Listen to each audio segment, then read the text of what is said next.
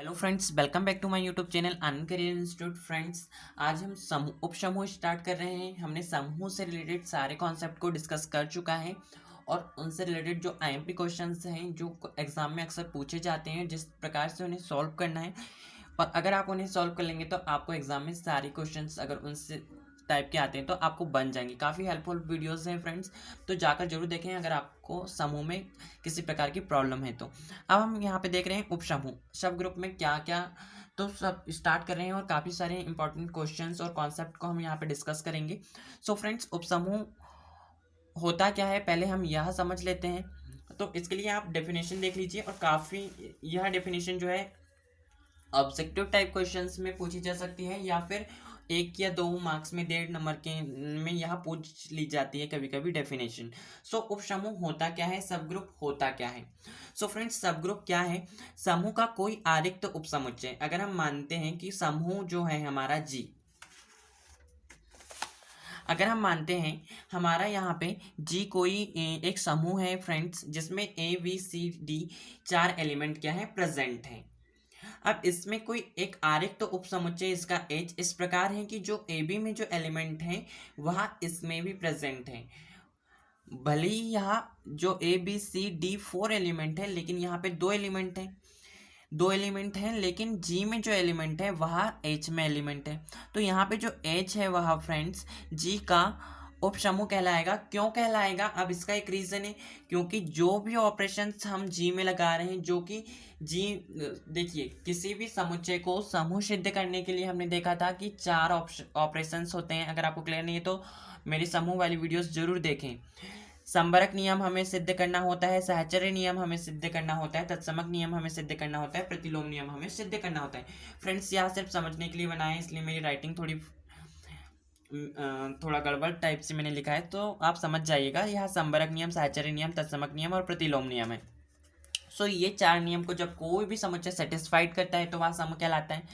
अगर ये चारों प्रॉपर्टी अगर बी भी सेटिस्फाइड करता है, जब हम इसमें संबरक नियम लगाते हैं, सहचर्य नियम लगाते हैं, तत्समक नियम लगाते हैं, प्रतिलोम नियम लगाते हैं, तो यह एक समूह की सारी प्रॉपर्टीज संतुष्ट कर रहा है, और ये जो इसमें एलिमेंट प्रेजेंट है वह जी के एलिमेंट है, तो यह जो है जी का एक उप समूह कहलाता है। सो फ्रेंड्स, ये मैंने आपको जिस तरह से समझाया है, अगर मैं आपको परिभाषा बोल के बताऊंगा तो आपको सच में आई थिंक सो कि आपको समझ में आ जाएगी।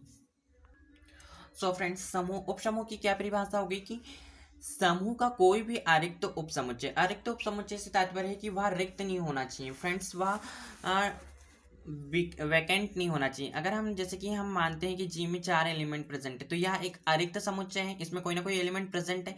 लेकिन हम यहाँ पे देखें तो यह क्या है, फाई फाई है, खाली है, इसमें कोई एलिमेंट प्रेजेंट नहीं है, कोई एलिमेंट प्रेजेंट नहीं मतलब रिक्त है यह। लेकिन हमें एक ऐसा एलिमेंट समुच्चय चाहिए कि जो अरिक्त है, मतलब उसमें कोई ना कोई एलिमेंट प्रेजेंट है। जैसे कि हमने यहाँ पे देखा था, इसमें 2 एलिमेंट प्रेजेंट थे। सो समूह का कोई भी आरिक्त उपसमुच्चय एच जी का उपसमूह कहलाता है यदि जो एच है वह जी पर परिभाषित संक्रियाओं के सापेक्ष स्वयं समूह हो। जो जी में परिभाषित संक्रिया है, जैसे कि मैंने आपको बताया था संबरक नियम, सहचर्य नियम, तत्समक नियम, प्रतिलोम नियम को अगर एच सेटिस्फाइड करता है, स्वयं एक समूह अपने आप को रिप्रेजेंट करता है, तो वह जी का एक उपसमूह कहलाता है। सो फ्रेंड्स, यह थी उपसमूह की परिभाषा। आई होप आपको उपसमूह क्लियर हो गया होगा। अब हम इससे रिलेटेड क्वेश्चंस देख लेते हैं। सो फ्रेंड्स, अब हम एक थ्योरम देख लेते हैं। काफ़ी इंपॉर्टेंट थ्योरम है, और प्रीवियस ईयर में काफ़ी पूछा गया है, और अक्सर एग्जाम में यह पूछा जा सकता है। सो फ्रेंड्स, देखते हैं प्रमेय क्या है। मान लो एच जो है जी का एक आरिक्त उपसमुच्चय है, तो एच जी का उपसमूह होगा यदि और केवल यदि ए बी जो एलिमेंट है वह प्रेजेंट अवयव होंगे एच के, जो कि जी का एक उपसमूह है। तो जो ए बी इनवर्स होगा वह भी अवयव होगा एच का। जहाँ पे जो वी इनवर्स है वह जी में वी का प्रतिलोम है। जो जी में जो एलिमेंट प्रेजेंट है ए बी, उसमें जो बी एलिमेंट है उसका प्रतिलोम बी इनवर्स है। यह हमें बताया गया है। सो फ्रेंड्स, इस प्रकार के जो क्वेश्चंस होते हैं, इस प्रकार का जो प्रमेय है, इसको सॉल्व करने के लिए पहले हमें आवश्यक या अनिवार्य प्रतिबंध लिखना होता है। जैसे कि यहाँ पे उत्पत्ति डाल के हेडिंग दी हुई है, प्रतिबंध अनिवार्य। अनिवार्य प्रतिबंध हमें लिखना होता है जिसमें हमें सेटिस्फाइड करना पड़ता है, जो क्वेश्चंस में दिया हुआ है वही हमें करना है। अभी हम सॉल्व करेंगे तो बहुत अच्छे से आपको समझ में आएगा। फिर आपको प्रतिबंध की पर्याप्तता की बतानी होती है कि क्या प्रतिबंध जो बताया गया है क्या हमें उसको सिद्ध करना होता है, जो कि हम आगे देखेंगे। सो फ्रेंड्स चलिए स्टार्ट करते हैं। सो आप इस प्रकार से हेडिंग डाल लेंगे, आवश्यक प्रतिबंध या प्रतिबंध की अनिवार्यता। अब आपको जो क्वेश्चन में बोला गया है वही आपको यहाँ पे करना है, दिक्कत की कोई बात नहीं है। तो मान लो एच जो है वह जी का एक आरिक्त उपसमुच्चय है, ये कहा गया है, तथा एच जो है जी का उपसमूह है। तो हम वही कर लेते हैं, माना जो एच है वह एच जी का एक उपसमूह है फ्रेंड, उपसमूह है जिसमें दो एलिमेंट जिसके अवयव ए बी अवयव है एच। ए बी अवयव है एच, ये हो जाएगा क्योंकि हमें बोला गया था। तथा हमें पता है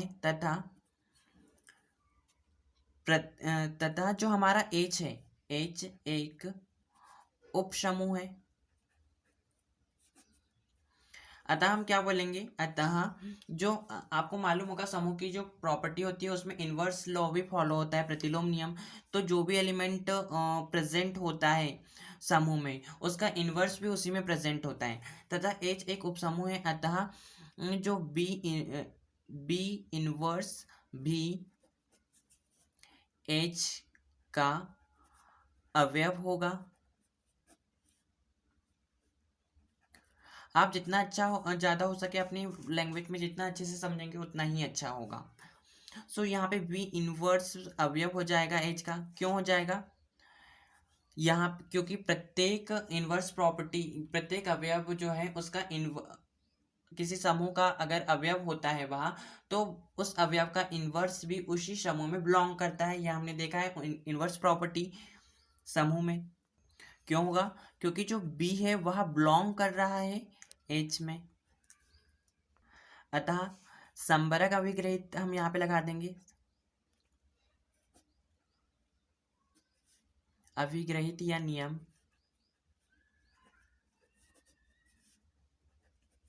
अभिग्रहित नियम और इडम्स एक ही होता है। सो फ्रेंड्स यहाँ पे आप देखिए इसमें क्या बोला गया था हमें, A B inverse, A B अवयव होगा एच, तो और ए बी इनवर्स अवयव होगा एच, इस प्रकार से बोला गया था। तो चूंकि ए, अब हम यहाँ पे वही लिखेंगे, ए अवयव है एच और बी इनवर्स अवयव है एच, तो यहाँ देयरफॉर जो ए बी इनवर्स है वह भी अवयव होगा एच का होगा। इससे क्या हो गया, इससे हमारा जो क्वेश्चन दिया हुआ है इससे प्रतिबंध की अनिवार्यता सिद्ध हो जाएगी। यहाँ पे देखिए ए बी अवयव है एच, और तो हमने बता दिया यहाँ पे ए बी इनवर्स जो होगा अवयव होगा एच का। यहाँ पे हमने प्रतिबंध की अनिवार्यता संबरक अभिग्रहित से सिद्ध हो गई है। इससे प्रतिबंध की अनिवार्यता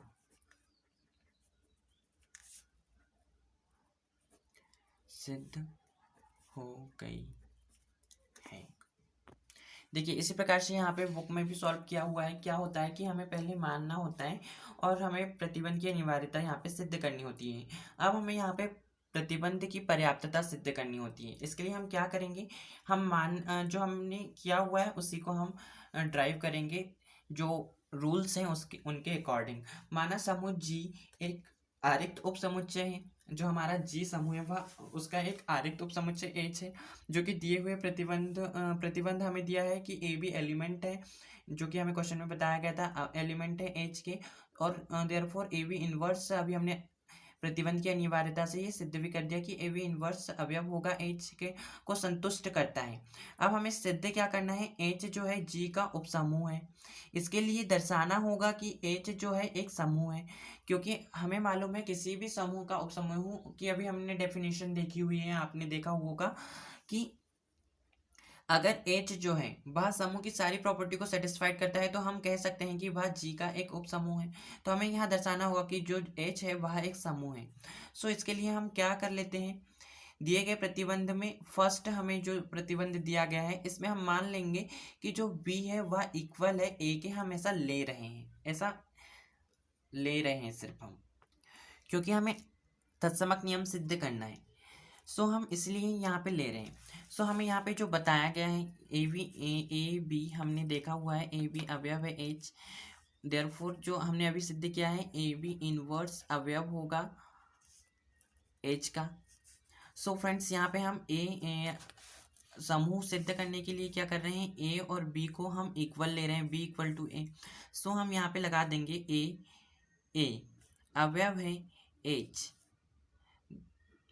देयरफॉर ए इनवर्स अवयव होगा एच का। अब हमें पता है चूंकि A inverse is equal to क्या होता है, A inverse is equal to identity element होता है गाइस, आइडेंटिटी एलिमेंट हमें प्राप्त होता है। सो यहाँ पे क्या हो जाएगा, आइडेंटिटी एलिमेंट अवयव है एच, आइडेंटिटी एलिमेंट भी अवयव हो जाएगा एच का। अतः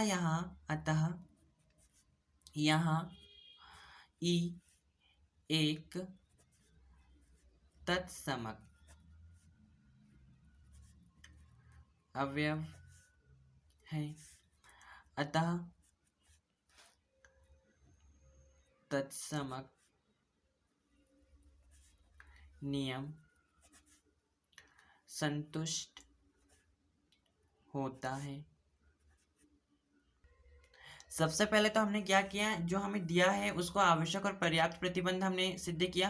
अब हम पर्याप्तता सिद्ध करने के लिए जो बोला गया है, जो हमने प्रतिबंध सिद्ध किया है उसी में अब हम यहाँ पे b इक्वल टू ए ले रहे हैं, क्योंकि हमको आइडेंटिटी एलिमेंट लाना था। अब हम a इक्वल टू ई ले लेंगे और b इक्वल टू ए ले लेंगे। अब हम आइडेंटिटी एलिमेंट के साथ सेकेंड प्रतिबंध लगाएंगे। सो यहाँ पे इसी प्रकार किया गया है। सेकंड में जो अतः तत्समक अवयव ई एच में विद्यमान है, ये हमने सिद्ध कर दिया। अब हम सेकंड प्रतिबंध लगा रहे हैं ए में, ए इज इक्वल टू हम ई ले रहे हैं आइडेंटिटी एलिमेंट, और बी इज इक्वल टू ए लेने पर क्या होगा, ठीक इसी प्रकार यहाँ पे ए के स्थान पे ई जाएगा, बी के स्थान पे ए जाएगा, अवयव हो जाएगा वो एच के, देयरफॉर ई ए इनवर्स हो जाएगा अवयव ई ए इनवर्स अवयव हो जाएगा एच के, जो कि रूल के अकॉर्डिंग हमें जो दिया हुआ है और हमने जो सिद्ध भी किया हुआ है। अब हमें पता है क्योंकि जो आइडेंटिटी एलिमेंट में किसी का भी हम गुणा करते हैं तो हमें जो स्वतः अवयव प्राप्त होता है। सो चूंकि E A inverse is equal to A inverse ही होगा, इसलिए हमें यहाँ ए इनवर्स अवयव हो जाएगा एच का। अतः यहाँ पे प्रत्येक अवयव का प्रतिलोम एच में विद्यमान है, तो यहाँ पे हमारा क्या प्रतिलोम नियम भी सेटिस्फाइड हो। यहाँ पे मैं आपको सॉल्व करके भी बता सकता हूँ कि देखिए ई ए जो है एलिमेंट है एच में, चूंकि यहाँ पे हमने क्या माना है, ए इक्वल टू हमने ई माना है और बी इक्वल टू हमने ए माना है। चूंकि हमने यहाँ पे तत्समक नियम सिद्ध करना था, इसलिए हमने यहाँ पे बी इज इक्वल टू ए लिया था, ए इक्वल टू बी लिया था, आप कुछ भी कह सकते हैं। और जो हमारा प्रतिबंध था उसके अकॉर्डिंग हमने तत्समक नियम सिद्ध करा। अब हमें प्रतिलोम नियम सिद्ध करना था, इसलिए हम ए के स्थान पे ई ले रहे हैं और बी के स्थान पे ए ले रहे हैं। और हम यहाँ पे अब हम प्रॉपर्टी लगाएंगे, चूंकि हमने यहाँ पे देखा हुआ था कि ए बी अवयव है एच के, तो ए बी इनवर्स अवयव होगा एच का, इसलिए यहाँ पे क्या होगा, ई ए अवयव है एच के, देयरफॉर ई ए इनवर्स अवयव होगा एच का। सो यहाँ पे हमें पता है क्योंकि हम जब भी किसी भी आइडेंटिटी एलिमेंट में किसी अवयव का गुणा करते हैं तो हमें स्वतः अवयव प्राप्त होगा, तो ए इनवर्स अवयव हो जाएगा एच का। क्यों हो जाएगा, क्योंकि E into A inverse is equal to A inverse हमें प्राप्त होता है, अतः ए इनवर्स प्रतिलोम अवयव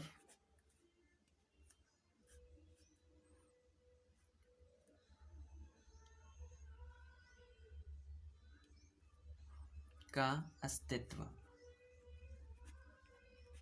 है, अतः प्रतिलोम नियम संतुष्ट होता है। आप इस प्रकार से लिख सकते हैं। अब हम थर्ड हमें सिद्ध करना होगा, अगर ए बी इनवर्स जो है हमारा ए भी अवयव है एच के और ए भी इन्वर्स अवयव होगा एच का, तो हमें अगर हम ले लें ए इन्वर्स का इन्वर्स अगर हम ले लेते हैं तो हमें क्या प्राप्त होगा, बी प्राप्त होगा, ए बी प्राप्त होगा। हम इसे इस प्रकार से लिख सकते हैं, क्योंकि इन्वर्स का इन्वर्स स्वतः अवयव होता है, ये हमें मालूम है, ये एक प्रतिबंध एक प्रमेय भी है यहाँ। सो यहाँ पे हम ए बी इन्वर्स बी का इन्वर्स हम ले लेंगे, अवयव होगा एच का। प्रतिबंध एक से अगर आप देखें कि इन्वर्स का इन्वर्स स्वतः अवयव होता है। सो फ्रेंड्स यहाँ पे क्या हो जाएगा, ए बी हो जाएगा, ए बी अवयव हो जाएगा वह एच का, क्यों, क्योंकि इन्वर्स का इन्वर्स स्वतः अवयव होता है।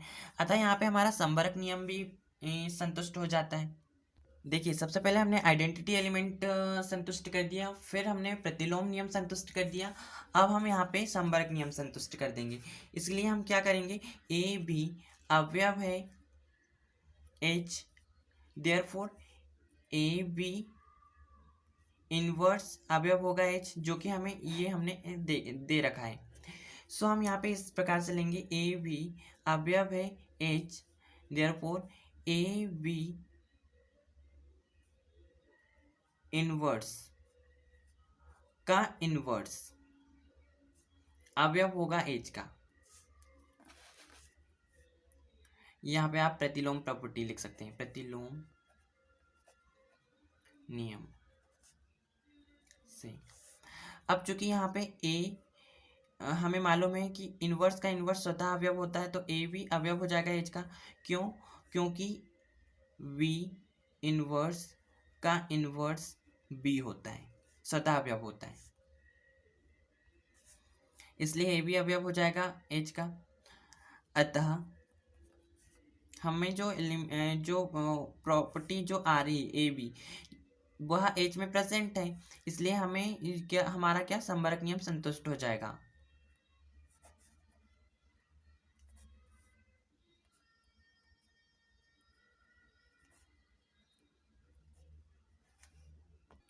अब हमने क्या, तत्समक नियम सिद्ध कर दिया, प्रतिलोम नियम सिद्ध कर दिया, संवर्ग नियम सिद्ध कर दिया। अब हम सहचर्य नियम बस सिद्ध करना है समूह सिद्ध करने के लिए।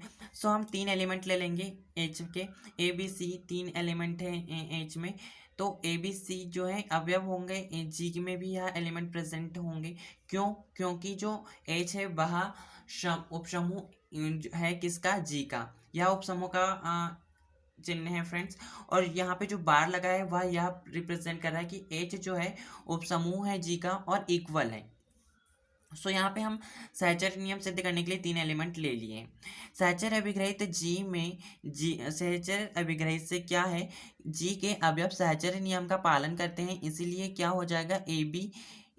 सहचर्य नियम में क्या होता है, अगर हम दो को एलिमेंट को पहले मल्टीप्लाई करते हैं, फिर बाद में अगर हम तीसरे एलिमेंट के साथ कंपेयर करें, ठीक इसी प्रकार अगर हम पहले तीसरे और दूसरे को करते हैं फिर उसकी फर्स्ट वैल्यू के साथ मल्टीप्लाई करें, तो उन दोनों की जो वैल्यू आएगी वह इक्वल आएगी। तो इसी प्रकार यहाँ पे कहा गया है कि सहचर्य अभिग्रहित से जी के अवयव सहचर्य नियम का पालन करते हैं, इसलिए ए बी एक कोष्टक में ले लेंगे हम, सी यहाँ पे बाद में इसकी वैल्यू के साथ मल्टीप्लाई करेंगे, या फिर ए हम बाद में मल्टीप्लाई करें बी और सी का पहले मल्टीप्लिकेशन करते हैं, तो जो वैल्यू आएंगी वह इक्वल आएंगी, इसीलिए सहचर्य नियम का पालन होता है।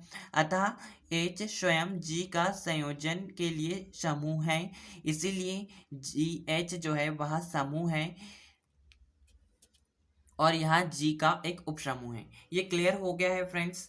इसलिए जो एच है समूह जी का एक उपसमूह है, हमने यहाँ सिद्ध कर दिया।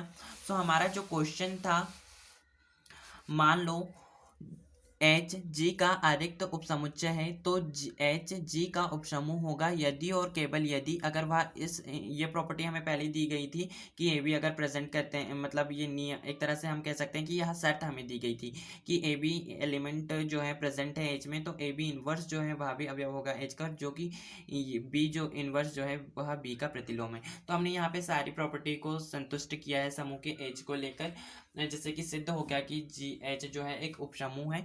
और फ्रेंड्स हमेशा याद रखिएगा कि इसके लिए आपको पहले प्रतिबंध की अनिवार्यता लिखनी होती है, फिर आपको प्रतिबंध की पर्याप्तता से समूह सिद्ध करना होता है। I hope friends this video is really helpful for you. Thank you for watching my video and always share with your friends.